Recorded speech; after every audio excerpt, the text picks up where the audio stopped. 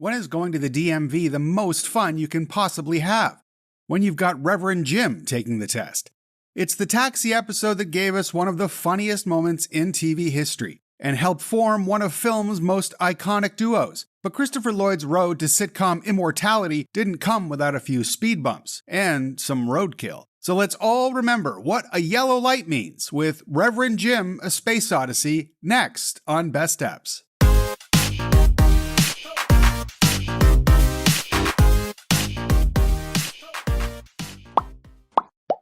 It's the summer of '78, and even though Taxi hasn't premiered yet, it's already in trouble. As the showrunners, brothers Glen and Les Charles, and James L. Brooks, sent scripts to ABC for feedback, the execs were coming back with notes about the blandness of the characters, and telling the writers that scripts were, quote, not funny enough and too dramatic. Of course, that's exactly what they were going for, an anti-sitcom, not based in the silly misunderstandings of, say, Three's Company. But with the show's 8th episode, Paper Marriage, the producers wanted to throw ABC a bone. So they came up with a funny premise in which Andy Kaufman's Latka would need to marry a prostitute in order to get a green card. They gave the script assignment to rookie writer Barton Dean, but the script that came back to the writer's room just wasn't what they were looking for. So the Charles brothers went to work on it, completely rewriting it and fleshing out a certain guest character. Reverend Jim, an angst-free hippie burnout with an acid-addled mind who would officiate Latka's wedding. Auditions began during the first week of September 1978. According to Taxi co-creator James L. Brooks, most of the auditioning actors tried variations on a drunk or an evangelical preacher, which was not what they were looking for. But a week went by, and they still hadn't found their Jim by Friday. Producers were annoyed. This was just a guest role, and the episode was due to start production on Monday. That's when casting director Joel Thurm remembered an actor he'd known back in the New York theater world. They considered it a throwaway role, but I knew it wasn't. On the Mary Tyler Moore Show, when Georgette and Ted Baxter got married, the preacher was played by a then unknown John Ritter. So I'm thinking this is a role that can really be terrific for Christopher Lloyd. Lloyd had recently moved to Hollywood after getting notices for One Flew Over the Cuckoo's Nest, but had found any lasting success elusive. But word around town was that he'd just filmed a guest spot on Barney Miller and stole every scene he was in. So Thurm called Lloyd to come in for the role of Jim. Now, Christopher Lloyd preferred to come to auditions in character and dressed for the part. Something seemed to click, Lloyd told Mark Maron. I looked at the part and felt I could do this. So on that Friday morning, he arrived at Paramount in a pair of old ruddy sneakers, borrowed from his father-in-law, his weekend work jeans, and a denim jacket his friend had found up in the bushes around Laurel Canyon. With his mussed hair and unshaved chin, the office secretary thought he was a homeless man who'd wandered in off the street. But as director James Burrows recalled in his memoir, when he started reading, everyone in the room had their oh my god moment. Lloyd said he took Jim's slack-jawed expression from his older brother and his perma-confusion from the homeless people who would accidentally wander into his theater performances in New York. He did it completely different than anyone else was doing it, writer Barry Kemp told the TV Academy. Way beyond what we thought we had written. Adds Burrows, you cannot describe to somebody who's not in the process what that moment is like. When you know the actor is not only right for the part, but is often the only one who can play it. Lloyd landed the role in the room and was told to report to set on Monday for rehearsals. Well, what should I wear? He asked. Exactly what you're wearing, Brooks said. Now, during rehearsals, Lloyd said he could tell things were going well. Some of his lines were getting big laughs. I bet you all thought I was going to screw up, didn't you? And he was hearing rumors that they were thinking about signing him to maybe a recurring guest role. But the powers that be had their hands tied. For one, at the time of Paper Marriage's taping, Taxi hadn't even premiered yet. The producers couldn't offer him a job when they didn't know if even they'd have a job in a few weeks. And for another, the cast was already packed with 7 regulars. Judd Hirsch, Marilu Henner, Andy Kaufman, Danny DeVito, Tony Danza, Jeff Conaway, and Randall Carver. And they were already having trouble servicing stories for all 7. So the offer to Lloyd was never extended.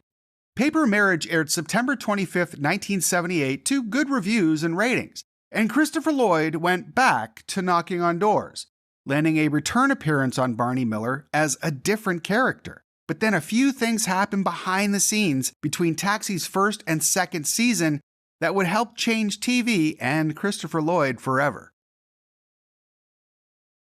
As the writers gathered at Paramount to start on season 2, they knew they needed to change some things. Andy Kaufman's contract only required him to work 2 days a week, so the producers wanted to decrease his Latka role. Plus, they still resented getting burned during production of the show's 10th episode in an ugly scene famously recreated for the Kaufman biopic Man on the Moon. And then there was Randy Carver's character, John Burns. He just wasn't working. The writers didn't like writing for John, so they never pitched stories about him. And when they did write for him, they found they could easily swap his lines for Tony's and it wouldn't make a difference. As Taxi writer-producer Barry Kemp said, John was naive and Tony was dumb. And dumb was funnier than naive. Producer Ed Weinberger called Carver with the bad news, saying that Carver had done a good job by making, quote, chicken salad out of chicken crap, but he would not be back on the show for season 2. However, Randy Carver's closed door opened a window for Chris Lloyd. With a character spot now free, the Charles brothers turned their sights on bringing back Reverend Jim for another tryout. With the first 5 episodes of season 2 already written without Jim, the brothers hatched an episode to reintroduce him to the Sunshine Cab Company and to the audience with Reverend Jim, A Space Odyssey. After these messages, we'll be right back. Girlfriend back home wants to talk. Uh-oh. Oh, hey, call her Saturday, man. It's cheaper. Oh, actually, you can get all your calls for under $1 any day. Really? How? Dial 1010-220. You can talk up to 20 minutes for only 99 cents. Reverend Jim, A Space Odyssey revolves around the Sunshine Gang bumping into a down-on-his-luck Jim at Mario's. You remember us? Nope. They feel bad for him and decide to help get him a job. What kind of job can we possibly get him? But in order to do that, they have to get him a driver's license. So during rehearsals for Space Odyssey, the script was working beautifully, with what TV Guide called a rolling snowball of laughs. This is the most reading I've done in years. If I were in space, I'd be weightless. You are in space. Mental illness or narcotic addiction? That's a tough choice. That's it. You ready for the test? I thought this was a test. And that snowball was rolling towards the now famous scene of the driver's test. According to Christopher Lloyd, it just wasn't working. For one, you had 4 actors standing around watching someone take a test with no dialogue. Okie doke. And for 2, the scene had no ending, what TV writers call a button. That's a rim shot. But with the call for the dinner hour, the writers and cast broke for a meal, still only a few hours away from taping before a live audience. According to Danny DeVito, one of the great things about Taxi was that the best joke won the day and could be pulled from anywhere. Anyone on the set was free to pitch jokes if one wasn't working. And Christopher Lloyd remembers someone who worked as a gaffer up in the rafters coming up to the table and pitching, "What does a yellow light mean?" as a question on the exam. The Charles brothers remember it differently. The joke wasn't added on the stage, it was amplified on the stage, explaining that it was director James Burrows' idea to repeat it more than once. So here I tend to believe the Charles brothers, who are outspoken fans of the old vaudevillian-style comedy teams, and especially Abbott and Costello. Who's on first? Yes. I mean the guy's name. Who? The guy playing first. Who? The guy playing first base. Who? The guy on first base. Who is on first? What are you asking me for? I don't know. Later, as the joke played and replayed for the 200 or so audience members, quote, "The scene got one of the biggest laughs I'd ever heard. I mean, just when you think it can't go on, it does." What does a yellow light mean? Slow down. Okay. What?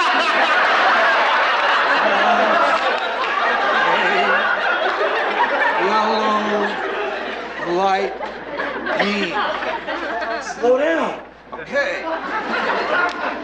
What does And said Burrows, The laugh went on for 45 seconds, one of the longest in the history of television. My first thought was, I'm not cutting it.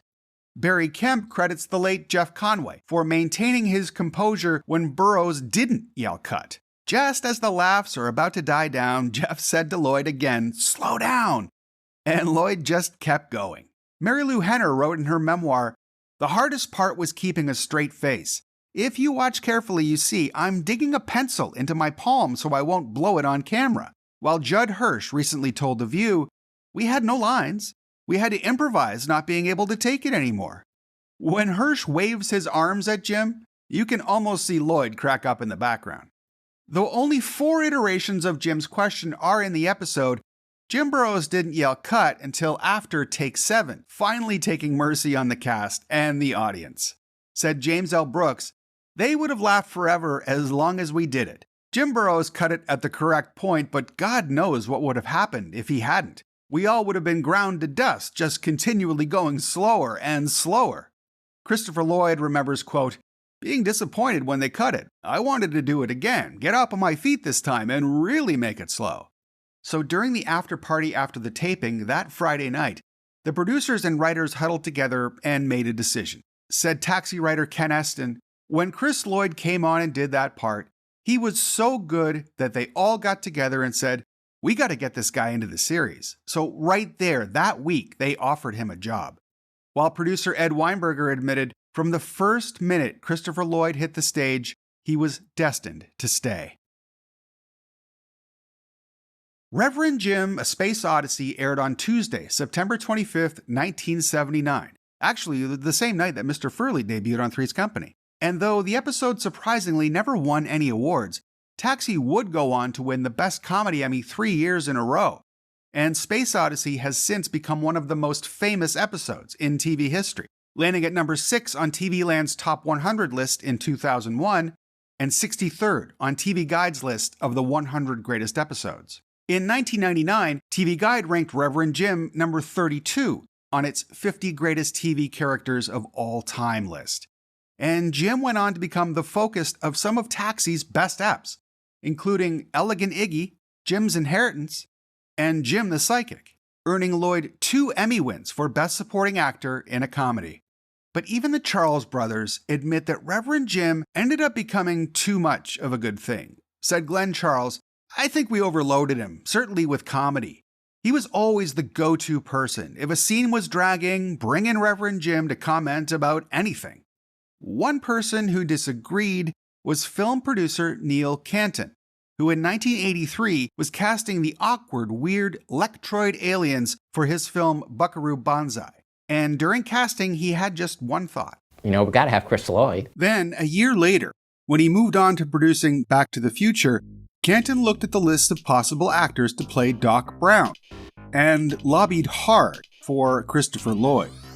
Bob Gale and Robert Zemeckis immediately sparked to that idea, and from there, Christopher Lloyd never really looked back. This is heaven.